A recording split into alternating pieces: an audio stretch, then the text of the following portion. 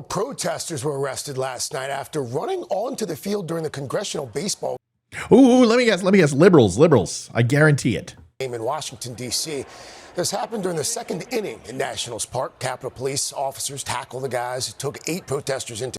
There were girls there too. Let's not be sexist. And the female police officer who completely missed her tackle. Dominic Izzo is going to love that one. If you don't know who Dom Izzo is, ask me later. I'll tell you. I will just play random roulette of pick the topic of today. It's going to be about the spotted owl and how animals don't deserve to be eaten and vegan is the way of life. It's going to be pro-Hamas and terrorism and Jews are bad. Or it's going to be about climate change, fossil fuels or something like that. Let's go ahead and spin the wheel and see what we come up with. The group wore T-shirts that read, "End Fossil Fuels." The annual charity baseball game. There we have it, Democrats folks. and Republicans from the House. Do you want the truth? Are you tired of being so confused?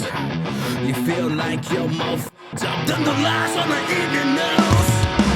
Well, just step right in. We can talk about it all as friends. And if you want, we can hug and kiss and make up for the party end. That is Still Point, STIILPOINT. Toothpick.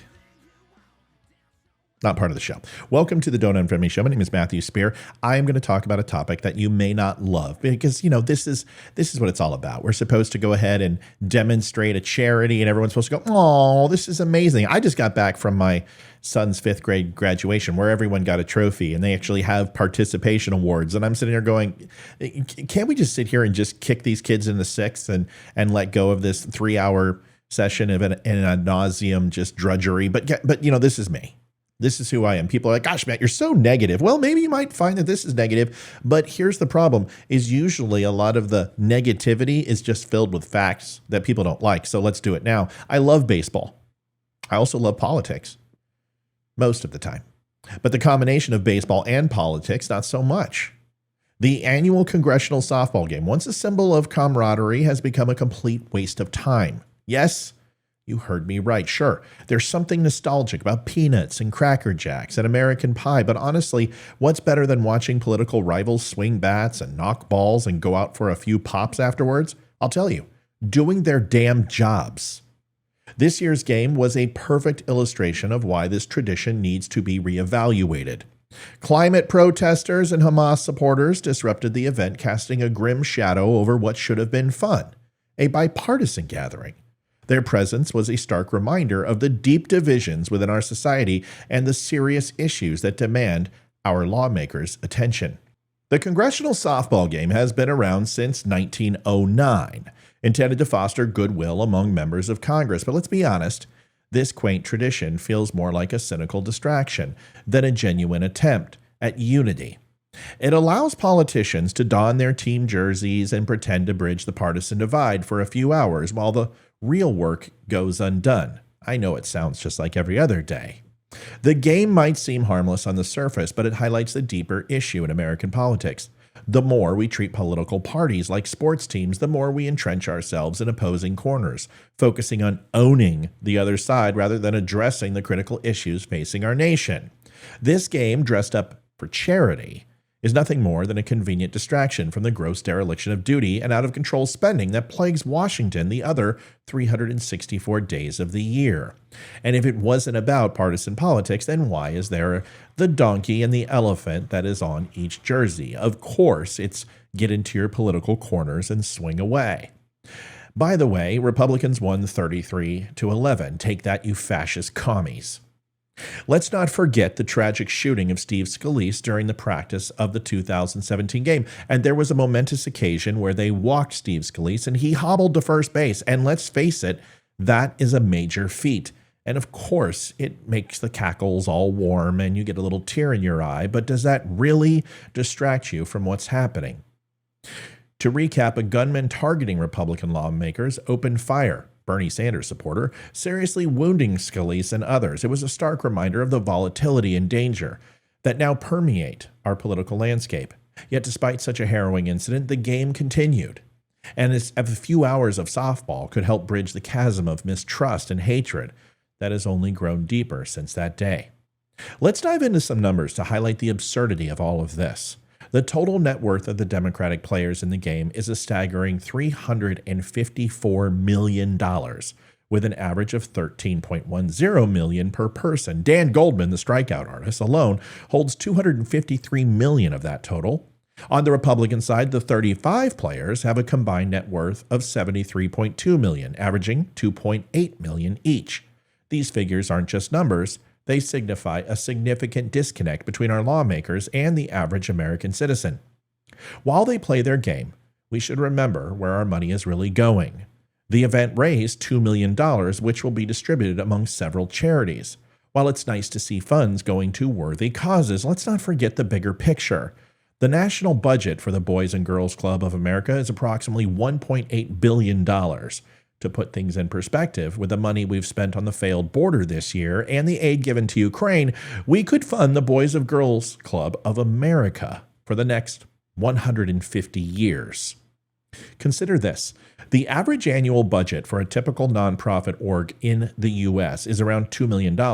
Using this figure, we could fund approximately 150,000 average-sized charities for 1 year with the $300 billion we've wasted.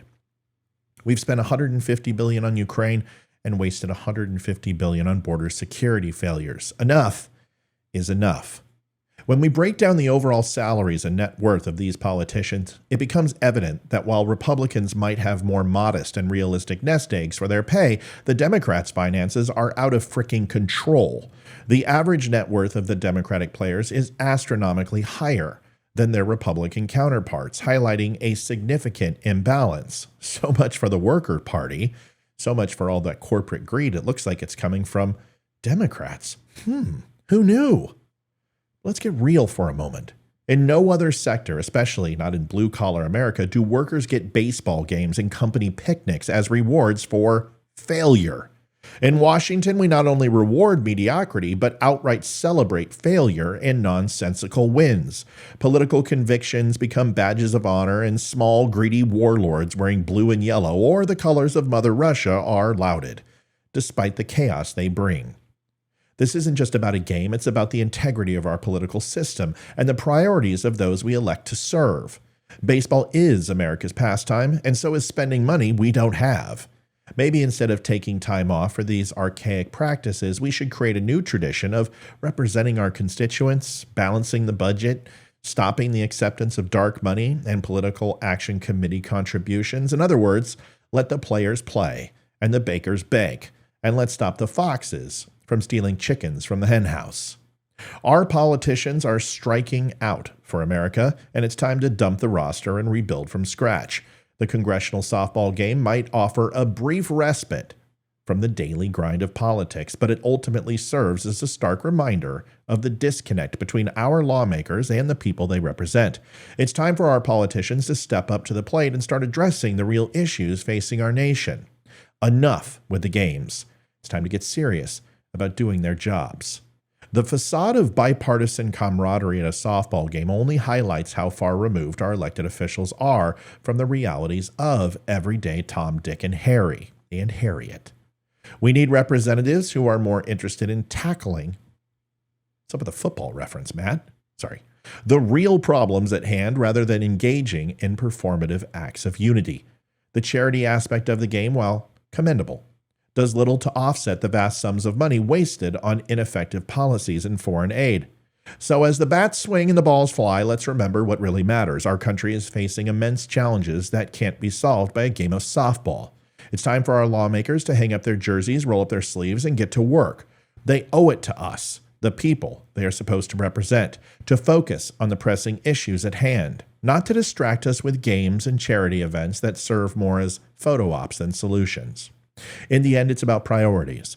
Our politicians need to prioritize the needs of the American people over their own interests and distractions. The game of politics is too important to be played with bats and balls, and it's time for real leadership, real accountability, and real solutions. Let's stop the games and start working for the future of our nation. Oh, and Democrats, if you really want to help, why don't you address the fatherless homes and crime epidemics in the 37 out of the top 50 cities, the most violent cities in America? You know, the liberal-ran ones. That will do more to limit the need for boys and girls clubs of America, because children will actually have fathers to come home to. Won't that be nice?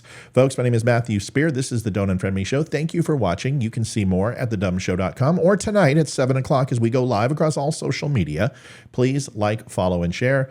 Thank you, and I will see you tonight. Adjusting transmitter output. This is the Don't Unfriend Me Show with your hosts, Matt, Leroy, Amy, Olivia, and Mike. Geopolitics, military analysis, and election coverage. Coming to you live on the Spreely.tv network and all major social media channels at The DUM Show. Honest, direct, unfiltered. We can agree, we can disagree. Just don't unfriend me.